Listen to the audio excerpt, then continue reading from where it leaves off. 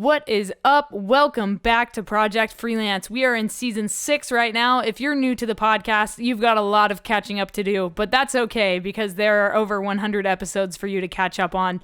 If you are a freelancer, a creator of any kind, an entrepreneur, this is the podcast for you. Every Monday morning at 7 a.m. Pacific Standard Time, I bring you guys a different guest to talk about how they built their career as a freelancer. So if you need tips, tricks, insight, this is the podcast you should be listening to. If you are new, hit that subscribe button so you're notified every Monday whenever a new podcast comes out. And this week on the podcast, I'm talking with Rio Sirah. He is a painter. He's an artist. He is a multi-talented individual. And I wanted to have him come on the podcast to share his story of how he started from nothing and now he's full-time as an artist. And I wanted to know where he came from, how he got where he's at now, some of his experiences, and more. But before we get into the episode, I have to let you know that I've actually got a book out, a photography book. It's like a coffee table book, if you will. It is, well, let me start here. When I'm not freelancing as a videographer and photographer, I actually explore abandoned places. So over the past 4 years, I've been documenting my explorations, and I compiled them into this book, this photography book full of high-res images and stories of how I got into these abandoned places, what we saw in there, the things we experienced, how we got out, and more. So if you guys want to pick up a copy of that book, it is called No Tracers, An Urban Explorer's Diary, and you can get it at justtheletterk.com/no tracers. A link will be down in the description for you. And if you want to further support what I'm doing here on Project Freelance, as well as my YouTube channel, Just the Letter K, my other YouTube channel, K the Screamer Official. I make music as well, by the way. I have a band called Chasing Satellites. You can check that out as well if you want to. But if you want to support the art that I create, head to patreon.com/justtheletterk. Again, a link will be down in the description. You'll get early access to the podcast. You'll get early access to my videos that I put out. Head over to patreon.com/justtheletterk. All right, let's jump into this podcast with Rio Sirah. What's up? What's going on? Oh, just podcasting away the day. How about you? Doing it the way it's supposed to be done.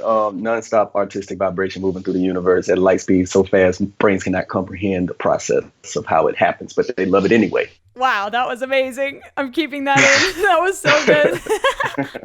My name is Rio Sirah, the Infinite. I am a creator in all forms of art, whether it's culinary art, martial arts, art in in clothing, in design, art in painting, art in body painting. So that's who I am. So let's talk about what you did first. What was your first creative outlet that you ever did before you got paid for it? What was your first creative outlet? Well, unbeknownst to a lot of my fans and people, honestly, it wasn't even art. It was engineering. So, I mean, do you mean more so professionally, or do you mean like where was my spark period, like from the time I was born? Where your spark was period. Okay, well, my spark was period was definitely engineering. My mother told me I used to take all of my toys apart and put it back together with other little pieces and gadgets and stuff. And even when I got into first, second, and third grade, that's the kind of stuff I was doing, like making gadgets out of mechanical pencils and computer pieces and taking my CD player apart, stuff like that. And then all of that segued into art, like painting. Wow, that's amazing that you started out like tinkering with things and picking them apart, putting them back together. I love that. So you've always been a creator then, ever since you were a kid then? Yeah, definitely. There's certain aspects of me doing art that I remember, but the earliest aspect of it is something my mother told me I said when I was 4. When my father's a fine artist, an architect, and he had a painting sitting on the floor, and my mother said that I used to cry because I couldn't paint like that, and I wanted to paint like that. I wanted to draw like that, and so that was the spark on top of the engineering mind. That's amazing. So then painting came next for you, I assume. Painting didn't come till 2009. I was beforehand. I wanted to do comic books and video games. Like I wanted to create all of the characters and movement and stuff for video games, and I wanted to do comic books. So I was generally pencil and pen for many, many, many, many years, and then color pencil. And then eventually I got rid of my ego and stubbornness and started working on computer, because as I got good at drawing things very realistic, I felt, why do I need a computer to generate an image when I can draw that by hand? So I turned it down for a long, long time. And then I got into that, and then painting didn't come till 2009. Started painting canvas, people, and murals all in the same year, around the same time. Wow. That's amazing. So when you started painting, I want to know what that process was like. Like, what was your first piece? What was the first thing you painted that was like, you were like, wow, this is amazing. I could do this and make money at it. Well, money never came to my mind, first and foremost. What was the first thing I painted? All right, well, let me answer that in like a few ways without being long-winded. The first painting I did, I was 19, and it was jazz inspired, but I hated that painting. I was like, this is horrible. This is not what I had envisioned in my mind. It's horrible. And I threw it away. And then I did not really go back into even trying to attempt to paint until almost 10 years later. And the painting that I did was actually on a shirt. This guy hit me up and said, randomly, I was living in Atlanta, and he was like, "Oh man, I need one of my shirts painted. I need a shirt painted." And I happened to be within earshot of it. And he was like, "Man, I'll pay you $100 to do it." And I was like, all right. So until that time, I had painted anything else in my life. And so I ran to Walmart and went and grabbed some 99-cent fabric tulip paint. And I ran back to the house, and I took a scrap of a shirt that I didn't care nothing about. And I started like really, really, really practicing in that moment to get it like done. And then I watched it, and it stayed on. So I was like, okay, cool, I got it. And so that same day that I learned to paint is the same day that I painted his shirt. He didn't know. He loved it. And and then after that was on. I came up with an entire clothing line, the entire painted clothing line in that same year. And I was just painting clothes, nothing but clothes all the time. And that's what I was primarily getting paid for. So mostly all the dope boys in Atlanta was buying my art on clothes, and that was keeping me fed, and it was keeping my art going. But but that's the short part of it. No, I mean, this is a podcast. It's made for, you can talk as long as you want, man. I don't know who you think you just said that to. People, I got a mouth, you know what I'm saying? But no, I mean, I started when initially when that particular situation happened and allowed me to start making money off of painting it. I wasn't okay. Yeah, the money is cool, and you do want to get paid for your craft. And I'm definitely not saying that I do not want to get paid for my craft, because yes, you have to pay. But my initial impulse to paint and create is not inspired by money.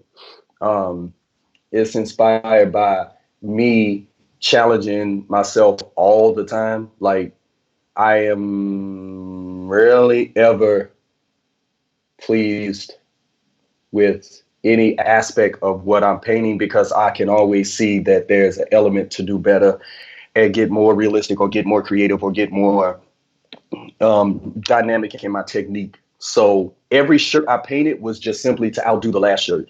And the customer who came after the next ended up getting a better design than the one before. And it was only because I had to challenge myself. If I wasn't the best of the best of the best to myself, then I'm nothing. Yeah, definitely. So you went from painting clothes. So what was if you don't mind talking about it, what was your like rate for painting something for somebody at the beginning? Like what did you start out at, and how did that grow?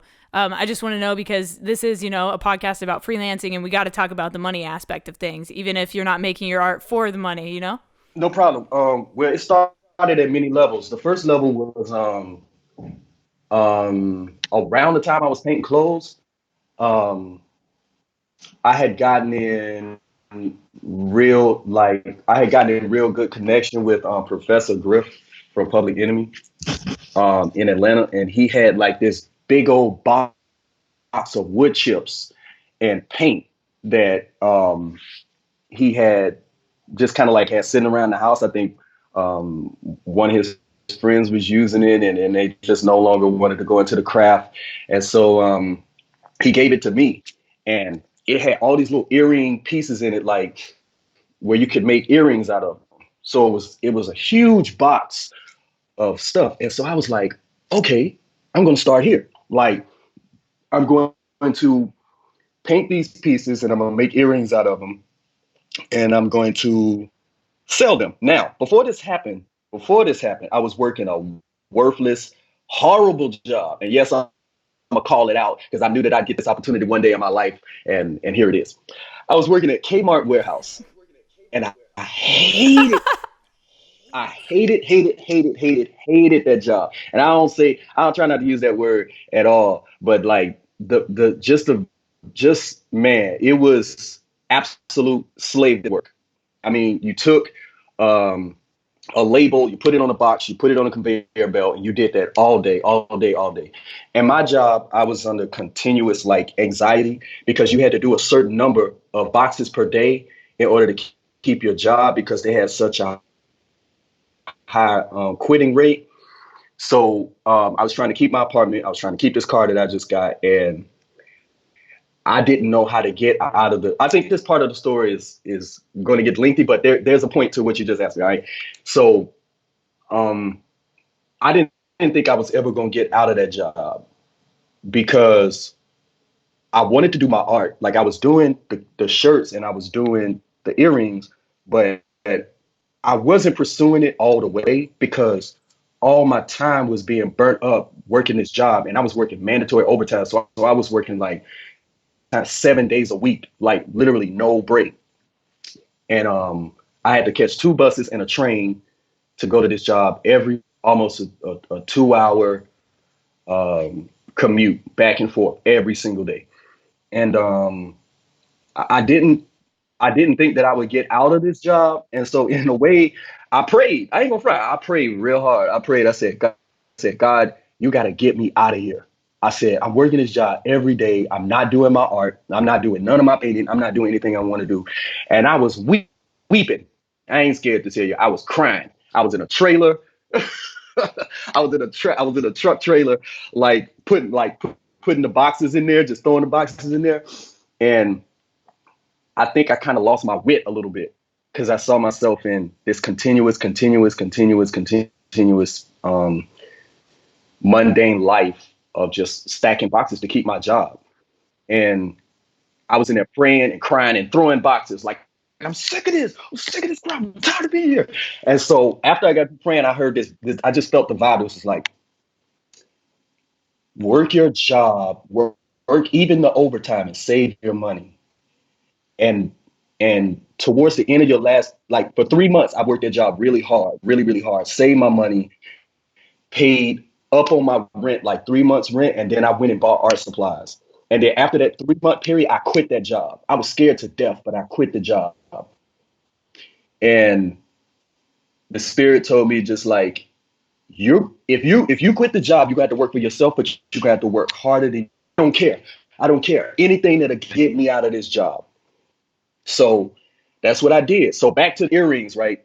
So I quit the job and I started making that first month that I had the rent paid off.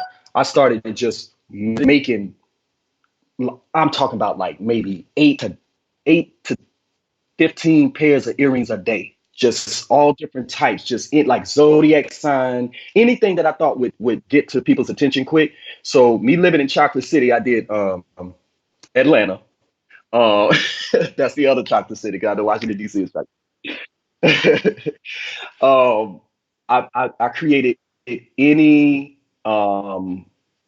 like African art like earrings I could create. I created all zodiac sign things that I think people would connect with on just a heart level or personal level. And then I started painting the shirts. And I went out on low 5 points, and I sat down with a little a sheet stretched out on the ground, and I would lay my earrings on the sheet, and I would sit in front of it. And this is where you have to really have some hustle skill, because if you don't know how to talk to people, you're not going to sell anything. And I was scared to death of people.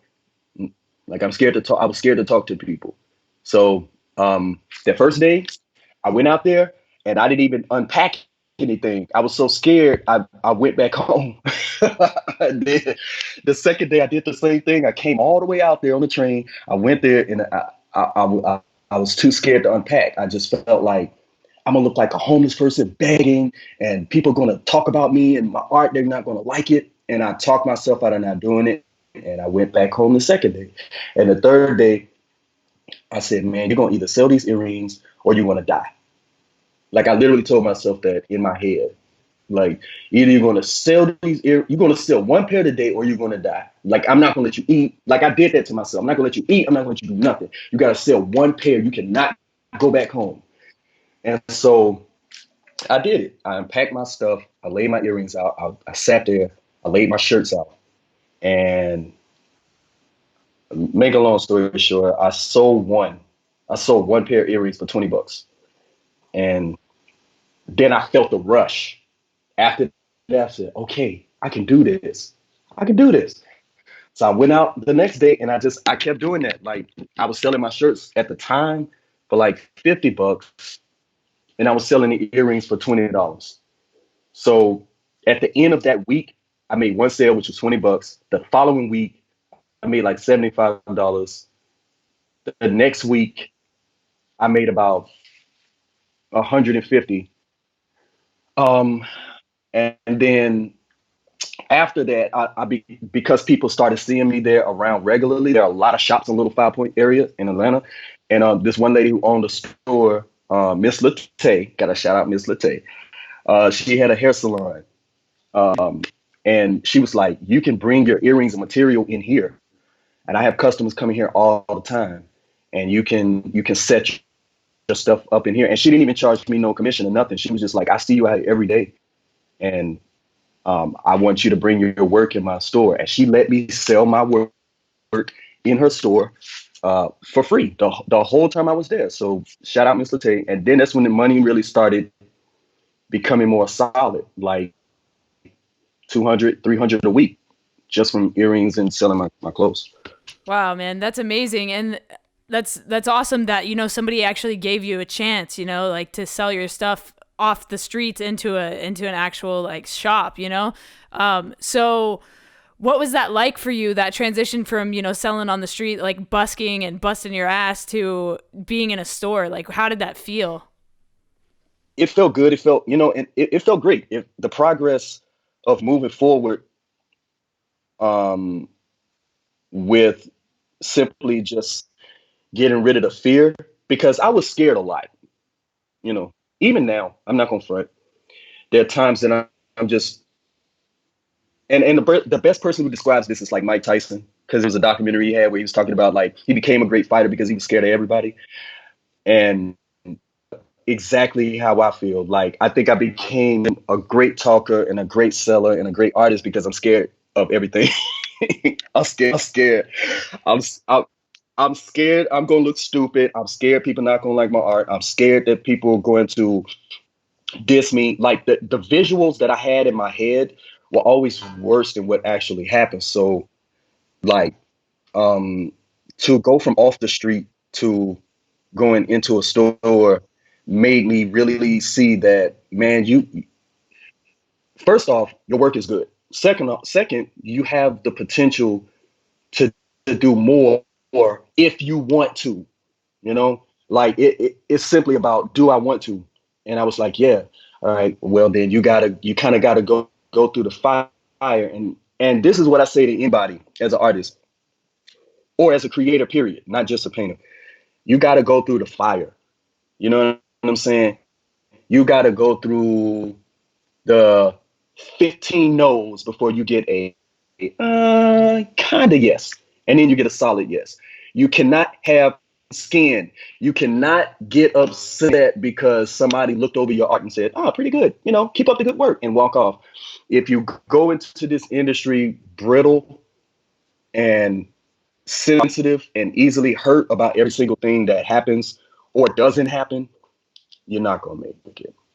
You're not going to make it. You got to go through the hurt. You got to go through it and you got to commit to it. The thing is, I used to try to see if there was a shortcut to, you know, success as far as like hoping that one superstar would see my artwork. Because this is sometimes what we have in our mind, and you got to cut this out. I'm trying not to curse, but you got to cut this crap out. You got to you can't be doing your work feeling like, oh, some great celebrity is going to see me and be like, oh, you're great, you're dope, and pull you up, and then boom, you made it. It may have happened like that for some people, but I'm almost willing to bet that most of anybody that you've ever seen make it, it didn't happen like that, man. They had to put in the work by themselves. They had to go through the fire by themselves. And only after you do that do you really hold the type of, I think, substance to be able to be like, okay, my stuff need to be in the store. You start to learn value. You start to learn personal value because the fire shows you personal value. It shows you, okay, I was selling my work in the street, but now I got to move up. It needs to go into stores. And then you get people that tell you no at every store. And then somebody says yes. And then you're like, okay, now that I'm at this level, now I need to franchise it, or I need to be everywhere. I need to not only just be local, I got to be, national. And then when you go national, you be like, I can't just be national, I got to be international. So I think you only learn the aspects of the value about who you are by going through the fire. And you don't learn that if you just shoot straight up. You got to go through the steps. It's so true. I mean, like you can't just expect it to like be handed to you. You've got to work your ass off. You got to bust ass, and you got to figure out how to do this on your own. I think that's the most important part of growing as a freelancer is, figuring out the process of doing it yourself and growing it yourself. So what was next for you? So you were in Atlanta. What brought you out to LA? Oh Lord, that's an even longer story. All right, cool. Good. We'll just have a long podcast. Everyone buckle up. Here we go. All right. So, well, to answer that question, I have to go into the thing that brought me to California anyway, which is body painting. But body painting came from learning the ropes into painting clothes and painting earrings and painting custom jackets and shoes and stuff like that. See, like, that's why when people see the work I do now, they think that, oh man, you do everything. Like, how? Well, people don't understand. Like, I was doing a lot of different types of art ever since I was like 10. Like, I remember some stuff I did at 8, but I do remember solidly at 10 years old, whatever I was interested in, I started working on it. So if it was comic books, I learned the comic book game as much as I possibly could. If it was video games, I did that. If it was clothing, I did that. So from 10 to like 15, I was already painting a little bit, just experimenting, not really committing, just experimenting, be like, okay, I think I got it, and left it alone, and came back to it when I got older and got more experience with other different type of things. So my transition to California came from me body painting.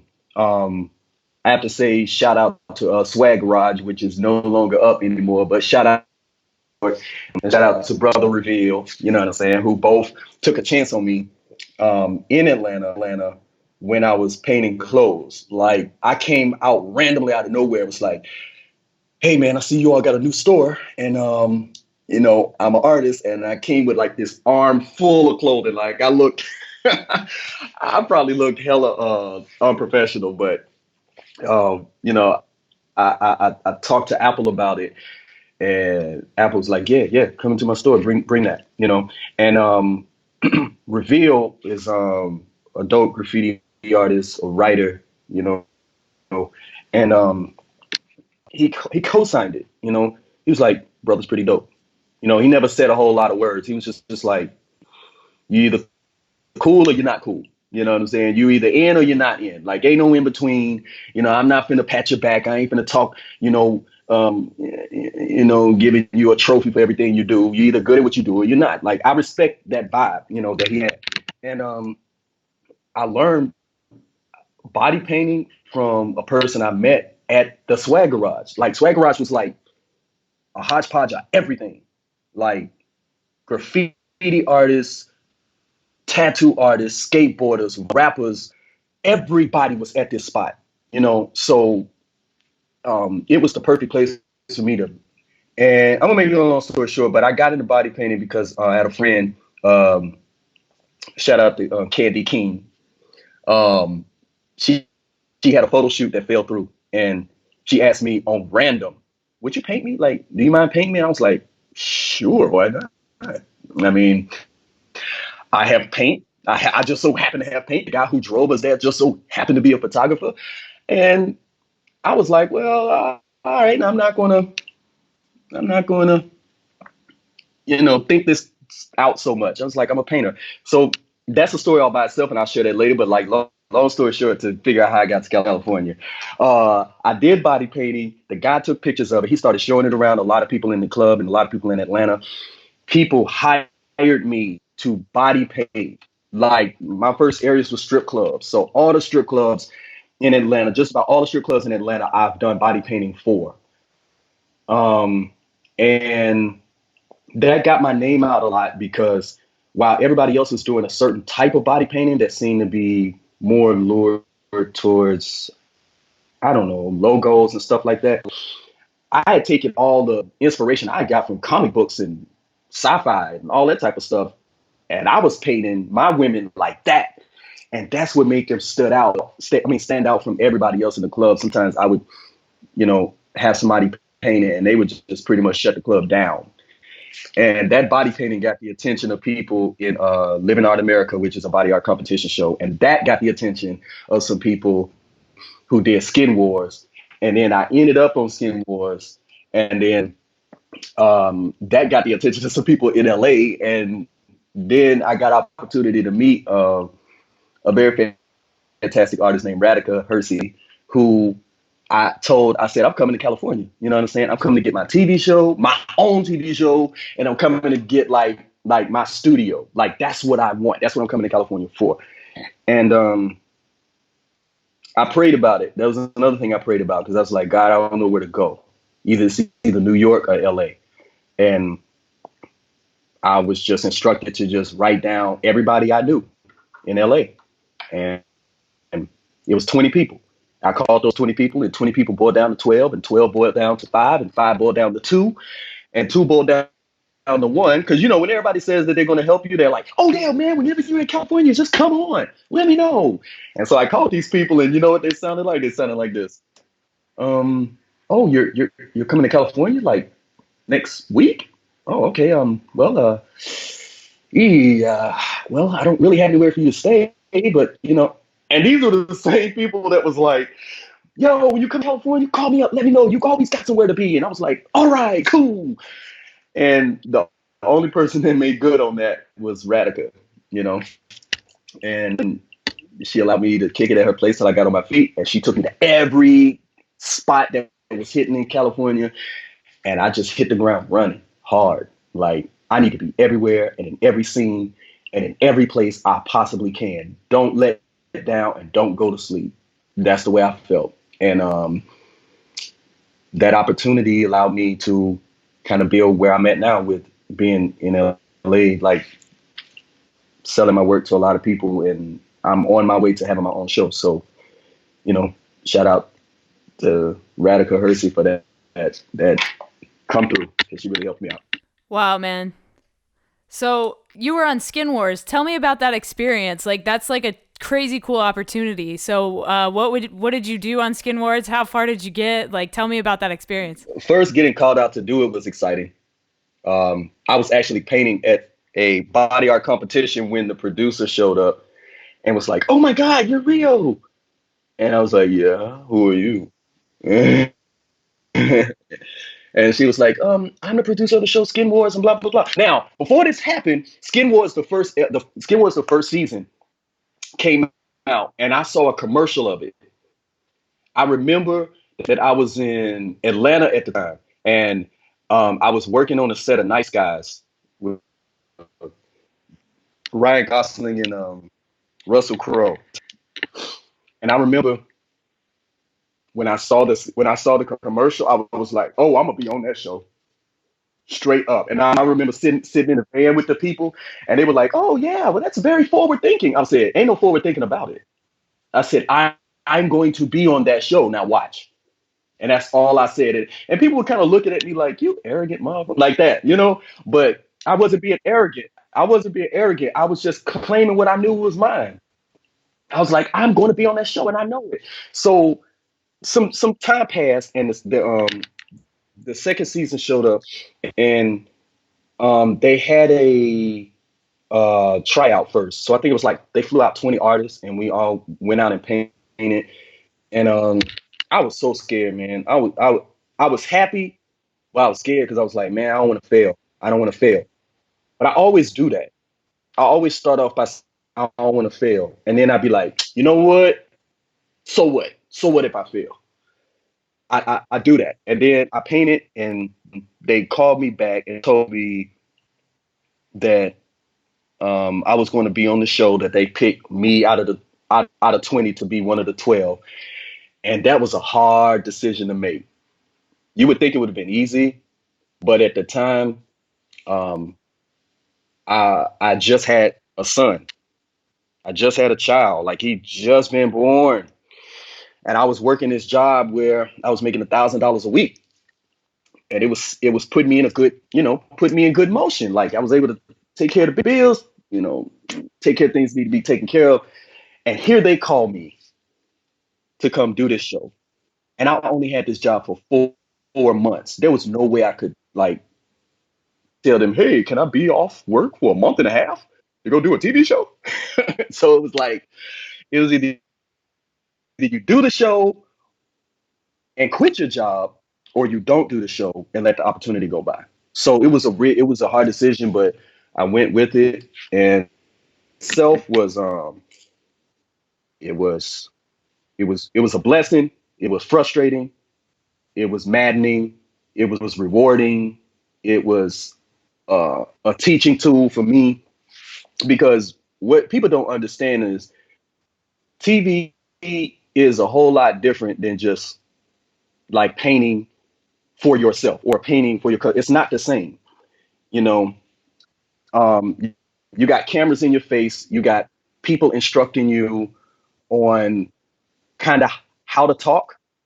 And then if you're not a strong-willed person, you'll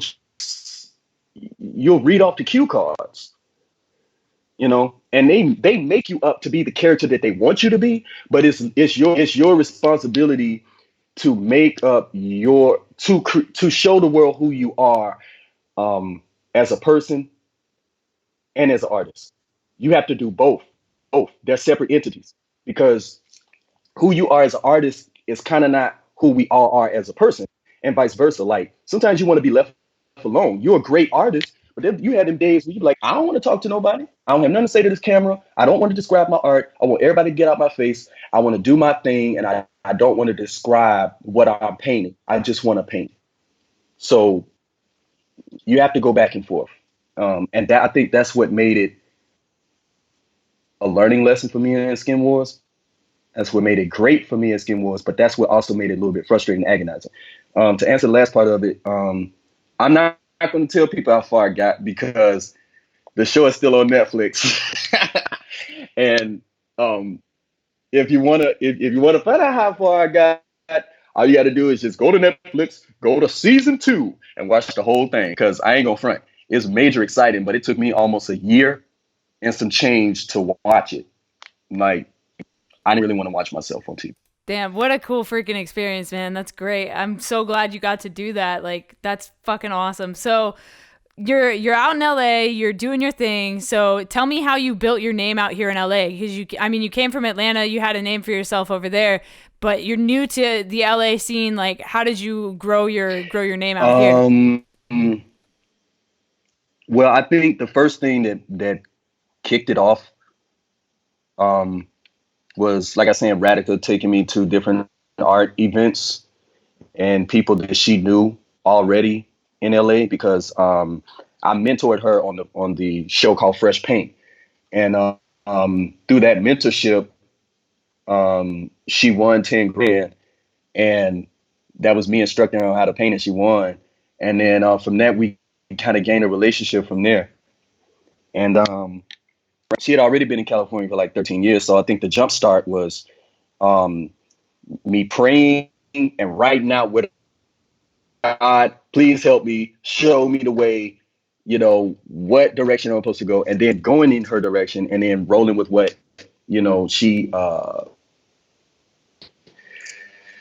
helped me sketch out. Now, I think the biggest thing, though, I have to say is getting the opportunity to do Lightning in a Bottle Festival 2018.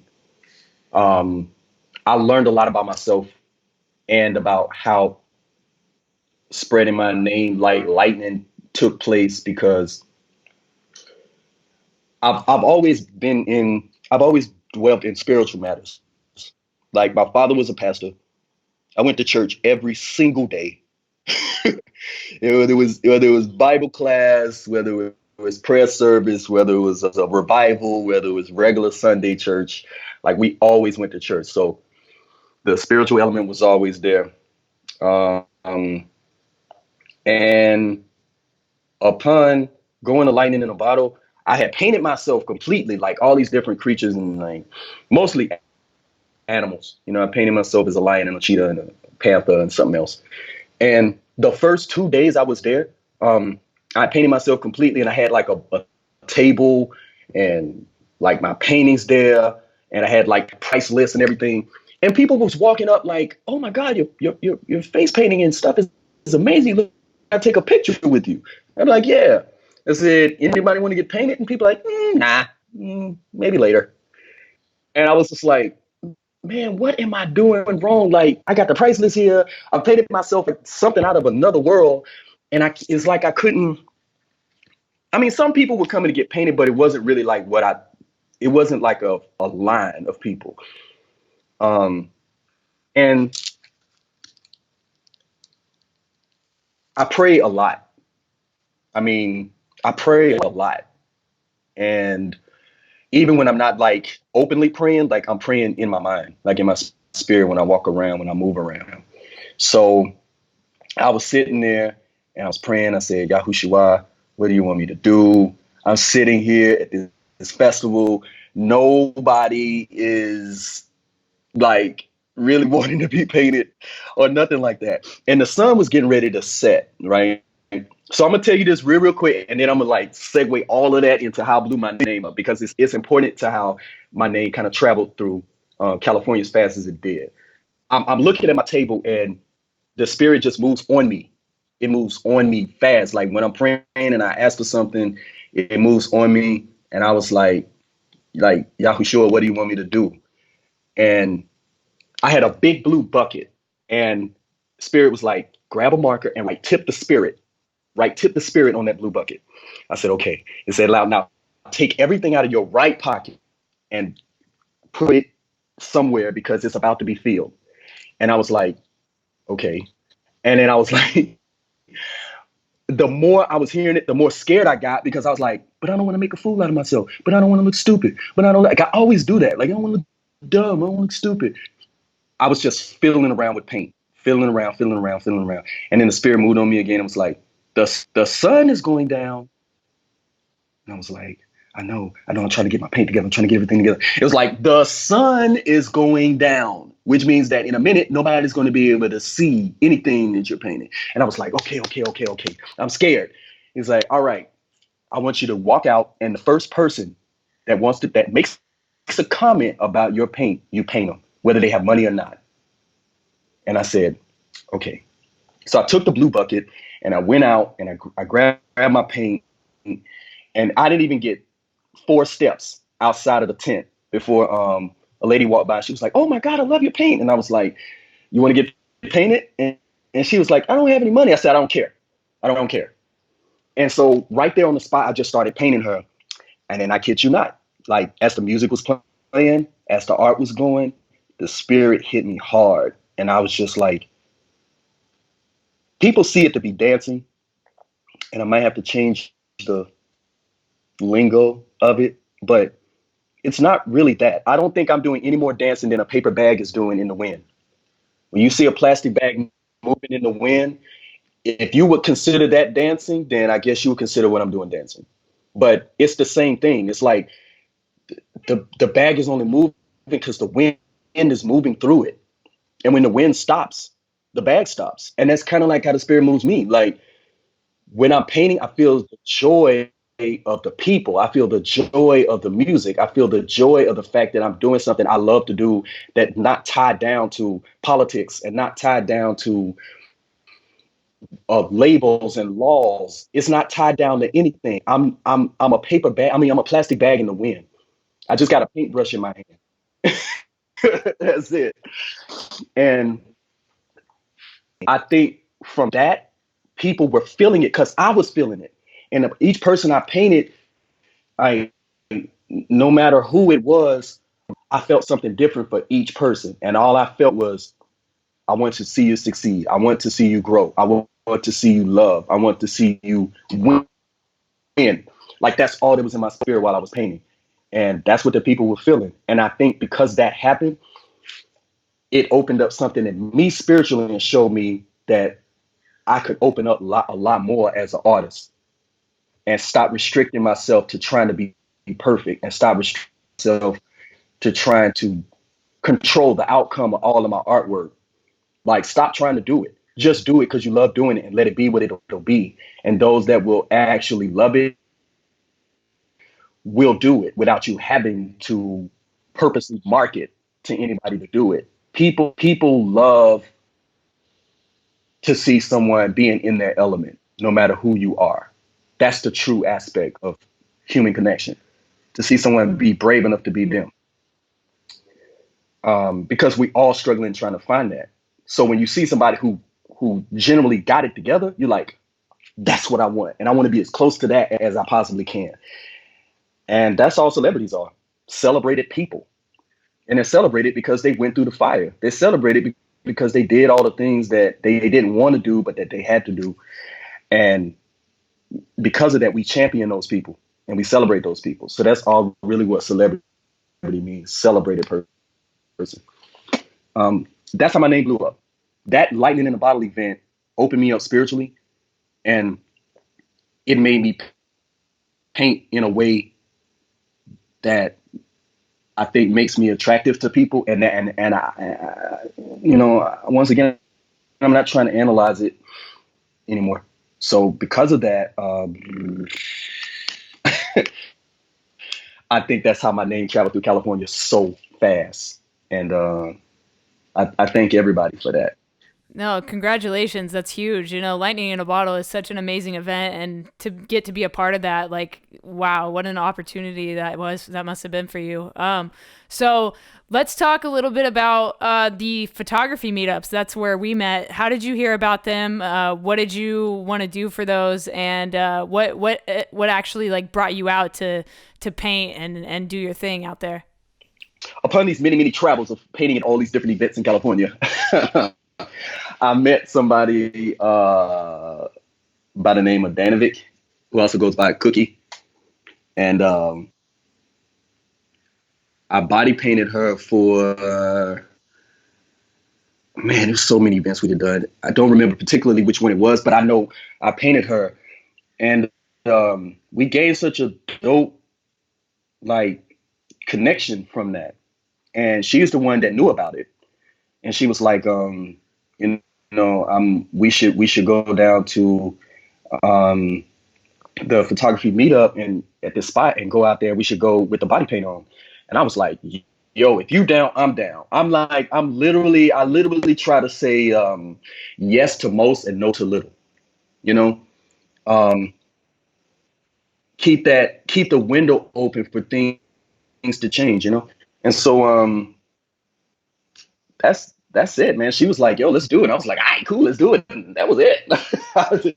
We went down there and painted, and people saw it and they was taking pictures. And then she had like this huge cosplay gun, and we just went out there and just had fun, man. Like I knew I was in a area where it was like, a lot of riffraff around downtown. You know what I'm talking about. But to have a person that's like half half clothed, walking down the street is risky. But what's so cool about it is that nobody really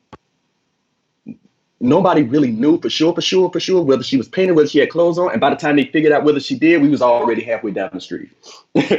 So that's how I learned about that event. And I actually want to do more of those more often. I think since then I haven't gotten a chance to get around to do another one, but yeah, that's how it happened. That's awesome, man. And I took a couple photos of you guys at that meet, and they are some of my favorite photos. I've actually entered a photo I took of you into like a online photography contest, and I think I was like a finalist in it. And so thank you for just expressing yourself and allowing people to capture your expression. It was really really cool getting to meet you and see your craft in person. And that ever since then I've wanted to talk to you more about what you do and your process. So when you go to paint someone, like what is the process like? Like where do you start on their body? Like how does that work for you? I love these questions. You're so good at what you do. um, I love it, man. Um, well, first, I think it goes from spiritual to physics, then to art for me. The first thing is kind of like asking permission spiritually, unspoken by the person I'm getting ready, by kind of like talking with them and communicating with them and just kind of like feeling the vibe of who they are, because you can kind of get a feeling on whether or not a person even wants to be touched, or whether they are even comfortable with being painted. It has to start there, and then when you feel the okay, and they give you the okay, then you can ride the wave of just being comfortable, and knowing that person is comfortable too, even if it's their first time being painted. Because I've painted a lot of first time people that never been body painted before, and they would, in any other regular case, they wouldn't even take their clothes off for anybody to paint them, let alone do anything else. But it starts there, and then I think physics wise is because it's my personal belief that because protons, neutrons, and electrons all spin around to create atoms, and atoms create cells, and cells create skin, and skin is what we are made of. That we are human vibration ourselves. We are walking musical instruments, you know, and because music is a very strong component in vibration is a very strong component in my art. Um, that's the second thing that happens. So it's art for me works like how it works for bat. A bat puts out a noise, that sound travels against whatever surface, it bounces back and it reads to them a visual. So they know whether it's a fly or whether it's a wall, and they need to duck or they need to eat it. So that's kind of how it works for me. So it's like there's certain vibrations that I feel on myself, and there's certain vibrations I feel on other people, and from that it kind of gives sonic imagery as to what color and what design and where to start. And the thing is, I only recognized this only a year or two ago. But this had always been happening my whole life. But I only started recognizing that it was happening to me a year or two ago. And so now my painting process is feeling the environment, feeling the person, like on a spiritual level, and then feeling the vibration of what I feel from when I paint them, and then just going right in the painting. Like I start in various places, man. Like sometimes I start from people's neck and go down. Sometimes I start on a shoulder and go into an arm, and sometimes I start on a leg. It just depends on the person, you know. Um, I I don't think I ever start the exact same way on any two people. No, that's amazing. It's cool that you're so influenced by spirit and like the connection that you have with these people and the connection you make with these people. It's so special, and especially, making people comfortable with you, touching them, like you said, like that's so important. And I love that you're so in tune with that kind of stuff. So what are you working on now? Like, what are you working on right now? Like, where are you going in the future? You had mentioned a TV show. That would be absolutely amazing to see. So just tell me a little bit about what you're currently working on and where you hope to go in the next couple of years. All right. So before I say that, I feel like the element of surprise in entertainment and things that we do is almost non-existent because everybody feels the need to talk and express every single solitary thing that they're doing, and they're destroying the integrity of the magic within a particular project because they run their mouth too much, and they share things. I think out of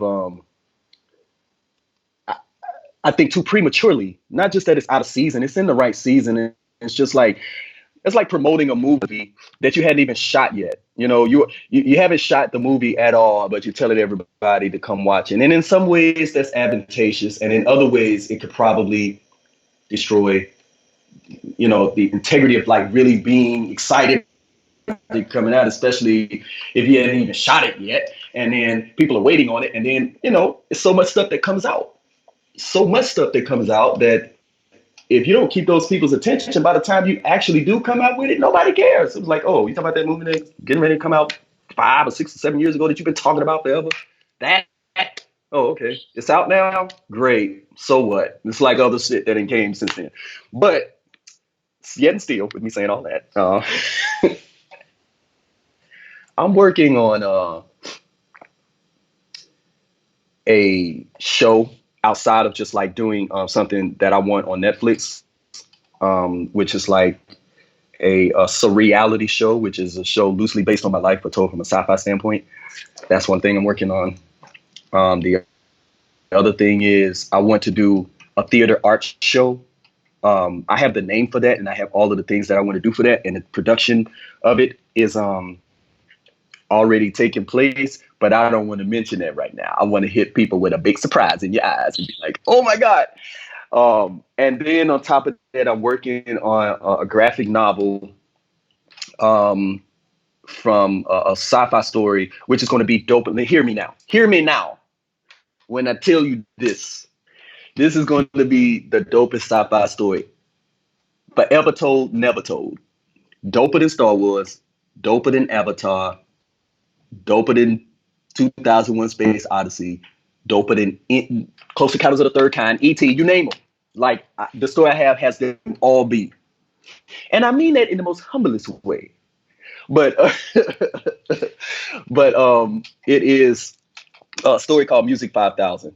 So it's pretty much a story about the year and time where music is illegal, and the superhero is a 12-year-old boy who happens to be deaf and travels to planet hip hop, planet rock, planet jazz, planet blues, and comes back to Earth to destroy the evil empire using sound to destroy the universe. So it's so many elements in that particular sci-fi story that far outbeat a lot of stuff that's been in stories, in which I'm actually surprised is not in a lot of other sci-fi films, which just goes to show you I'll be the first to do it.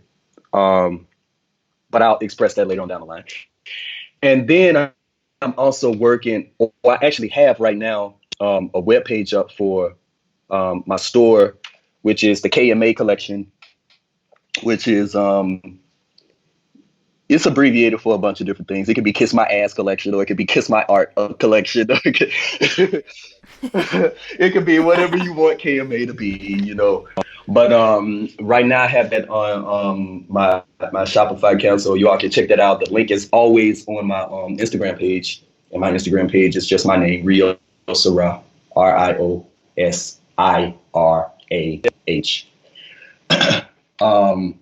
And on top of that, I'm working on some things in Vegas because of a very um, lucrative and powerful connection that I most recently made, which I'm excited to share with people in the near future too.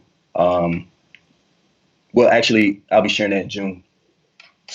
So it's a four things that I'm juggling right now, and I really want body art. I really want art to be more immersive and interactive. Like I want people to understand that art is not. You're only an artist if you're doing art professionally. You get it?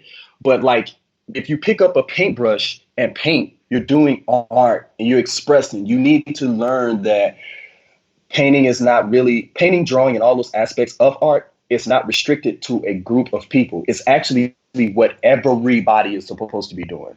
Just like when you go to school, do you learn just science? Nope. You learn math, you learn English, you learn other different courses. You know what I'm saying? So why would you go into life and be like, well, all I can be is an accountant or a football player or that's it? Like, you know what I'm saying? Like, why would you go into life and feel like you should only stick to one form of artistic output? You don't have to. I don't. I don't think I ever will. Um, but I want that to be known as well. So I'll be having some classes soon, body art classes as well as just like painting on canvas classes. Man, I'm so excited for your future. I'm going to have to get you back on the podcast in like a year to, touch base and see where you're at then, like you're doing so much stuff. And I think that's great. As a freelancer, you have to do multiple things. I mean, same with me, I do music, I do photography, videography, I have a podcast. Like we've got to do all these things. And like, I'm not satisfied doing just one thing. And so I feel like we definitely connect on that. So my last question for you is, what is something you know now that you wish you knew when you started? Ooh, Lord. um, there's so many ways I want to say that.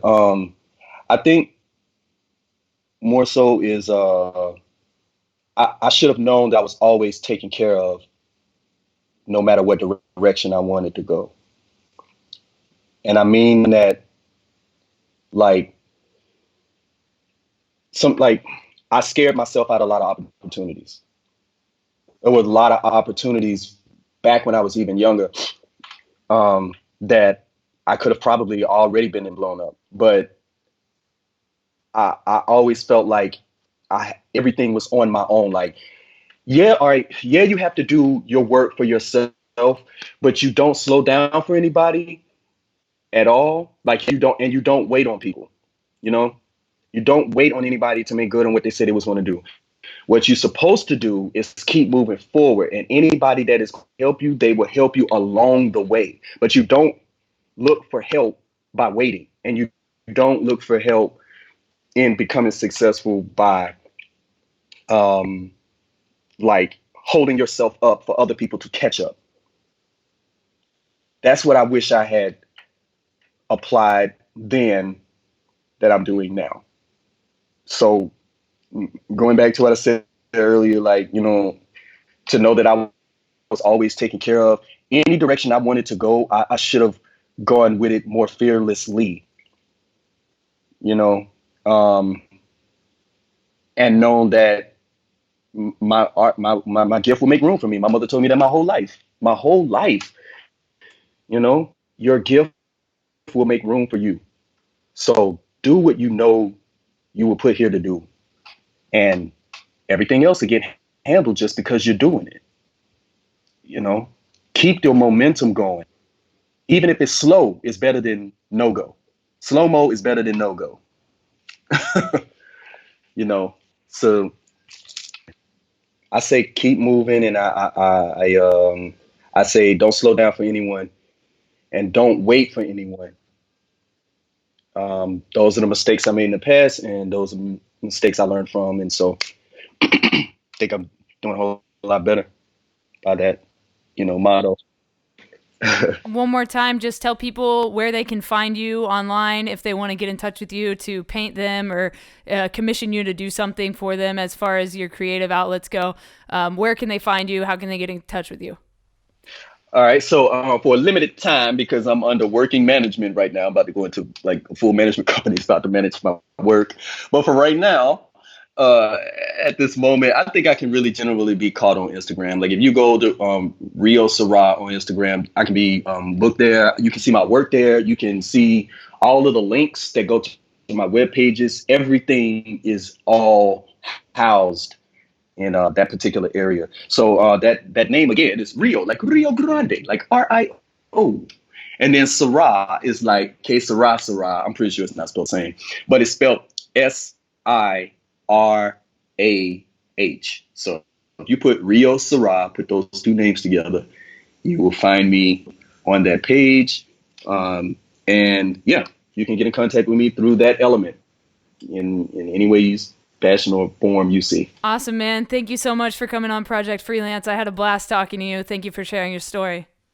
Oh, no doubt. Thank you, man. Thank you 100,000% times two multiplied by four, carry the one, for allowing me to be here and talk on this podcast, because it was really, really dope. I appreciate the opportunity.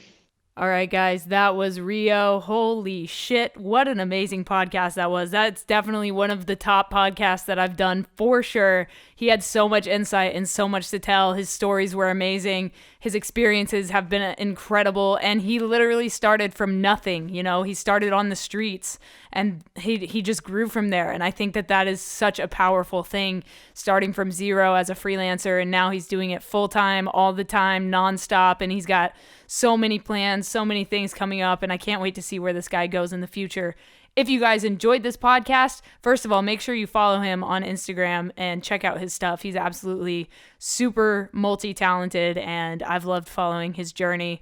If you liked this podcast, do me a huge favor and leave a rating and some feedback. And if you do that, send me a screenshot of your feedback to Instagram at Project Freelance. And if you do leave feedback, I will send you a signed photography print of mine. Like I said at the beginning of this podcast, I explore abandoned buildings when I'm not freelancing. So I've got some awesome photo prints from some abandoned places that I would love to send out to you. All you got to do is leave feedback. It takes you 30 seconds and it helps the podcast grow. It helps other people find us, and it helps me out, you know? If you guys enjoyed this podcast, please be sure to do that. If you're new, hit that subscribe button so that you get notified every Monday morning at 7 a.m. Pacific Standard Time when a new episode comes out, just in time for your Monday morning commute to work. All right, guys, my name is Kay Anagonio. I will talk to you next week on Project Freelance. Stay strong, keep enduring, go out, and go create something.